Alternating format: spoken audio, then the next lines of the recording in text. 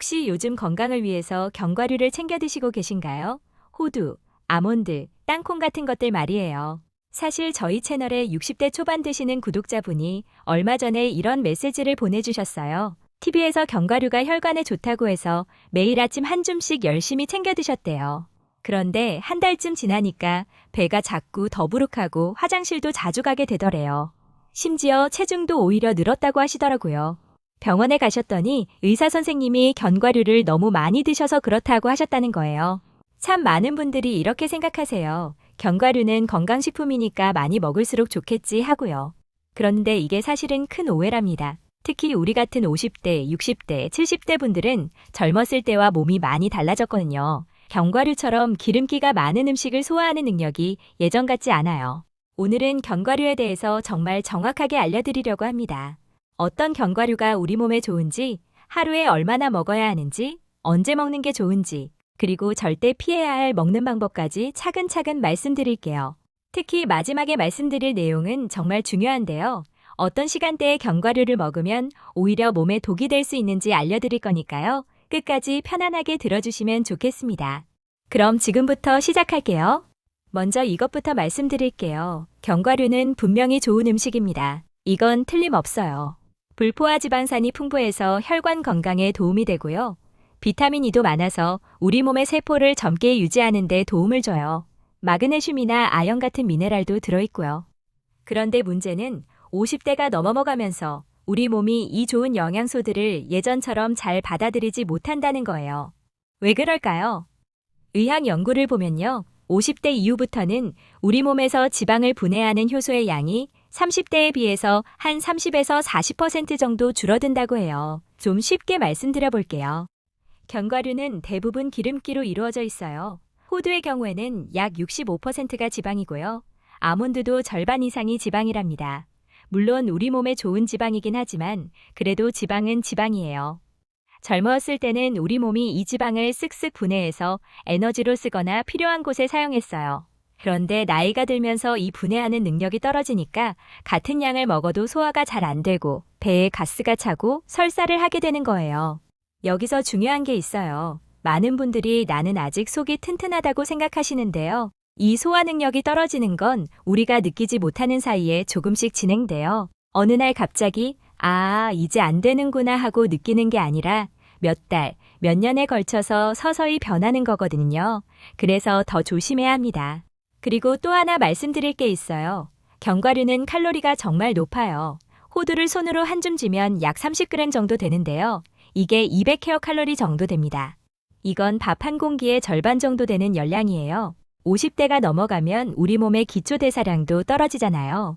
그러니까 같은 양을 먹어도 살이 찌기 쉬워지는 거예요. 그래서 견과류를 너무 많이 드시면 체중이 늘어날 수 있어요. 실제로 영양학 연구들을 보면요. 견과류는 적당한 양을 먹었을 때만 건강에 도움이 되고 너무 많이 먹으면 오히려 역효과가 난다고 해요. 그럼 이제부터 구체적으로 어떤 견과류가 좋은지 얼마나 먹어야 하는지 하나씩 말씀드려 볼게요. 자, 이제 본격적으로 들어가 볼게요. 첫 번째로 많이 오해하시는 게 있어요. 견과류는 무조건 많이 먹을수록 좋다고 생각하시는 거예요. TV나 인터넷에서 견과류를 매일 드시라고 하니까 많은 분들이 한 움큼, 두 움큼씩 드세요. 심지어 어떤 분은 하루 종일 옆에 두고 수시로 드시기도 하고요. 그런데 의사 선생님들이 공통으로 말씀하시는 적정량은 하루에 딱 한 줌, 약 20에서 30g 정도래요. 이게 얼마냐면요. 손바닥에 살짝 올려놨을 때 손바닥 반 정도 되는 양이에요.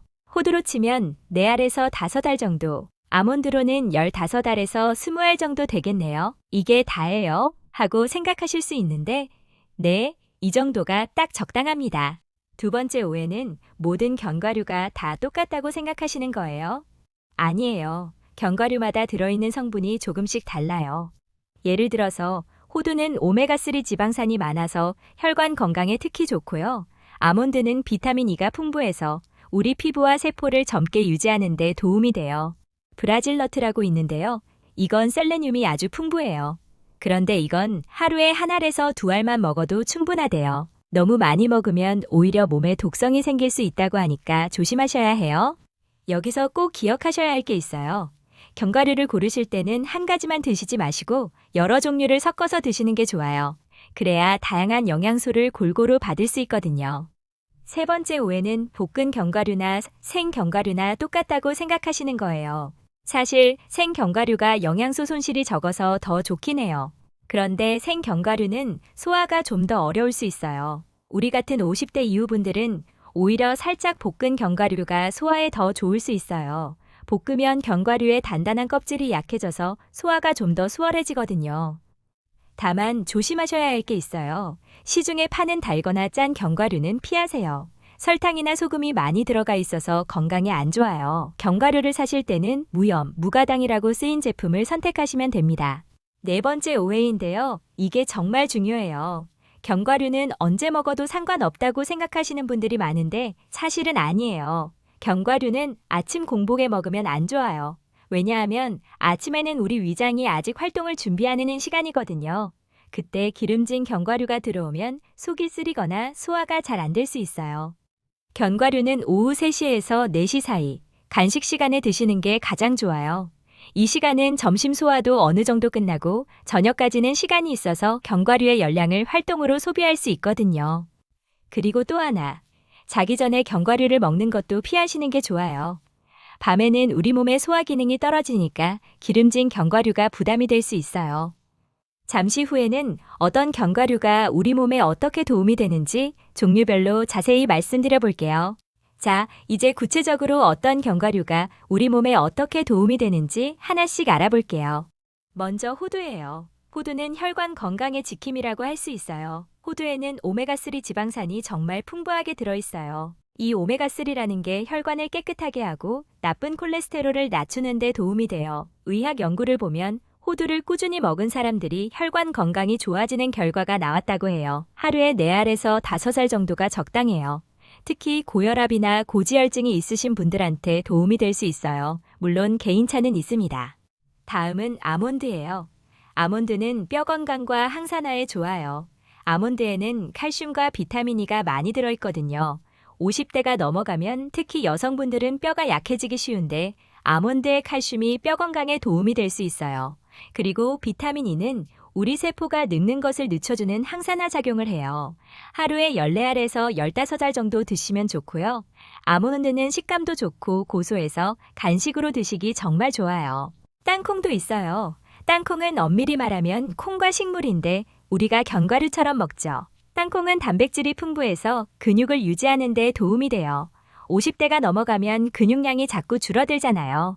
그래서 단백질 섭취가 정말 중요한데 땅콩이 그런 면에서 좋아요. 하루에 20알 정도가 적당하고요.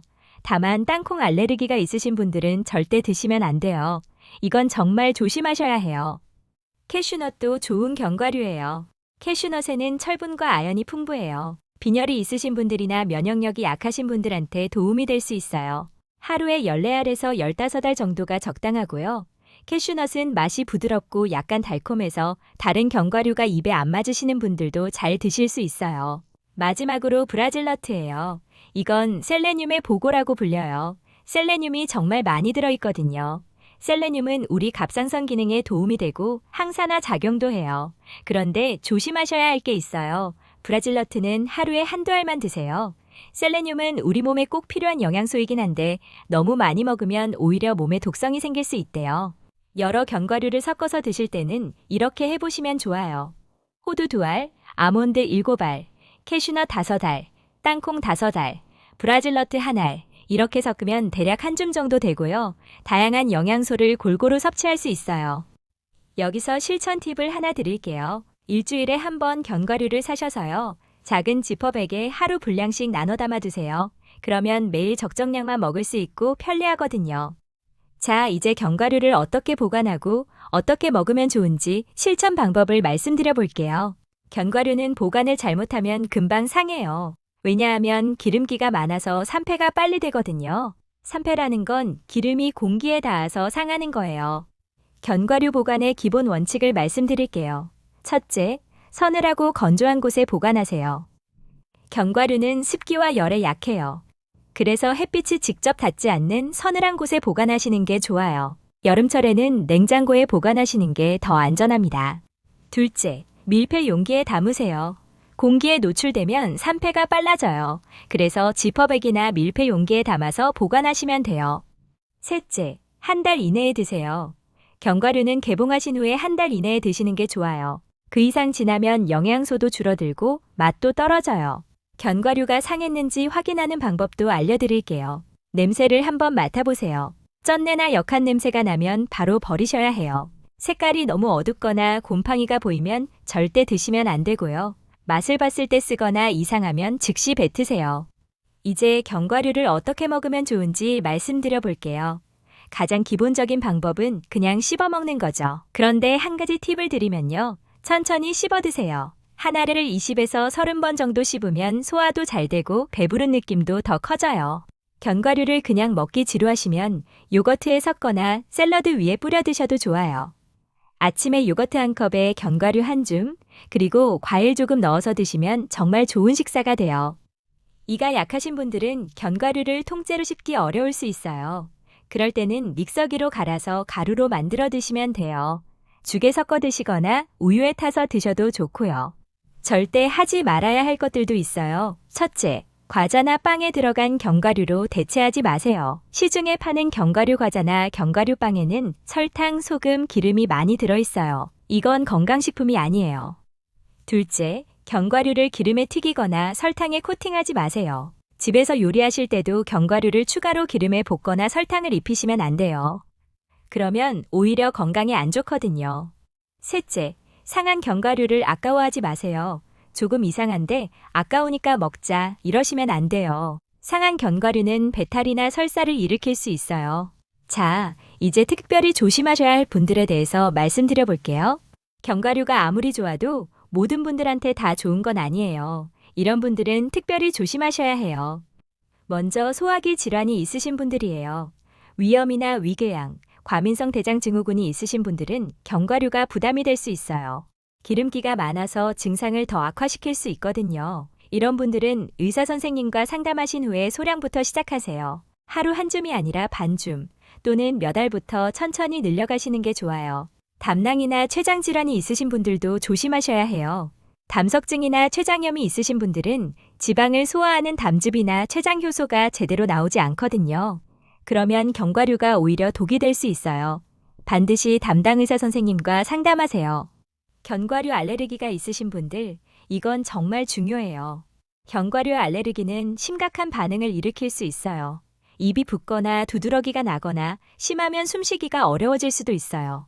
알레르기가 있으시면 절대 드시면 안 되고요. 가족 중에 알레르기가 있으시면 본인도 조심하시는 게 좋아요. 혈액희석제를 복용 중이신 분들도 주의하셔야 해요. 와파린 같은 약을 지는 분들은 견과류의 비타민 K가 약 효과를 방해할 수 있대요. 약을 드시는 분들은 의사 선생님한테 견과류 섭취에 대해 꼭 여쭤보세요. 신장이 안 좋으신 분들도 조심하셔야 해요. 신장 질환이 있으시면 칼륨이나 인 같은 미네랄 섭취를 제한해야 하는데 견과류에는 이런 성분들이 많이 들어있거든요. 신장 질환이 있으시면 의사 선생님과 상담하신 후에 드세요. 건강하신 분들도 이런 증상이 나타나면 견과류 섭취를 멈추셔야 해요. 설사가 계속된다거나 배에 가스가 심하게 찬다거나 속이 쓰리거나 더부룩하다거나 체중이 계속 늘어난다거나 피부에 발진이 생긴다거나 이런 증상이 나타나면 일단 견과류를 끊고 의사 선생님과 상담하세요. 개인차가 정말 많이 있어요. 누구한테는 정말 좋은 음식이 다른 분한테는 안 맞을 수 있거든요. 그러니까 내 몸의 신호를 잘 듣고 천천히 적응해 나가시면 돼요. 자, 이제 마지막이에요. 오늘 배운 내용을 바로 실천할 수 있는 간단한 방법을 정리해 드릴게요. 오늘 정말 많은 이야기를 나눴죠? 이제 이걸 어떻게 실천하면 좋을지 간단한 일주일 계획으로 정리해 드릴게요. 첫째 주에는 적정량을 익히는 시간으로 삼으세요. 견과류를 사서 작은 지퍼백에 하루 분량, 그러니까 한 줌씩 나눠 담아두세요. 그리고 매일 오후 3시에서 4시 사이에 간식으로 드세요. 천천히 씹으면서 30번 이상 씹는 연습을 해보시고요. 둘째 주에는 종류를 다양하게 해보세요. 호두, 아몬드, 캐슈넛, 땅콩을 섞어서 드시는 거예요. 오늘은 호두 위주로, 내일은 아몬드 위주로 바꿔가면서 드셔보세요. 그러면서 내 몸에 어떤 견과류가 잘 맞는지 느껴보시는 거예요. 셋째 주에는 생활화하는 시간이에요. 요거트나 샐러드에 견과류를 섞어 먹어보시고요. 아침 식사에 견과류 가루를 죽에 넣어보세요. 가족들과 함께 간식 시간에 나눠 드셔도 좋고요. 매일 체크해 보실 것들이 있어요. 오늘 견과류 한 줌 먹었는지, 오후 간식 시간에 먹었는지, 천천히 씹어 먹었는지, 속이 불편하지는 않은지, 이런 것들을 체크해 보세요. 이렇게 하시면 돼요. 간단하죠? 처음부터 완벽하게 하려고 하지 마시고요. 하나씩 익숙해지면서 늘려가시면 돼요. 이제 오늘 내용을 세 줄로 정리해 드릴게요. 꼭 기억하세요. 첫째, 견과류는 하루 한 줌. 그러니까 20에서 30g만 드시고요. 오후 3시에서 4시 사이에 간식으로 드세요. 둘째, 여러 종류를 섞어 드시되 무염, 무가당을 선택하시고 서늘한 곳에 밀폐해서 보관하세요. 셋째, 소화 질환이나 알레르기가 있으시면 의사 선생님과 상담하신 후에 소량부터 시작하세요. 개인차가 있다는 것도 기억하시고요.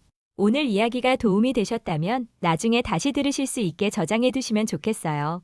그리고 주변 분들, 부모님이나 배우자, 친구분들한테도 꼭 알려주세요. 많은 분들이 견과류를 잘못 드시고 계시거든요. 구독과 좋아요도 눌러주시면 저희가 더 좋은 건강 정보로 찾아뵐게요. 여러분의 건강한 일상을 응원합니다. 지금까지 감사한 노후 채널이었습니다. 감사합니다.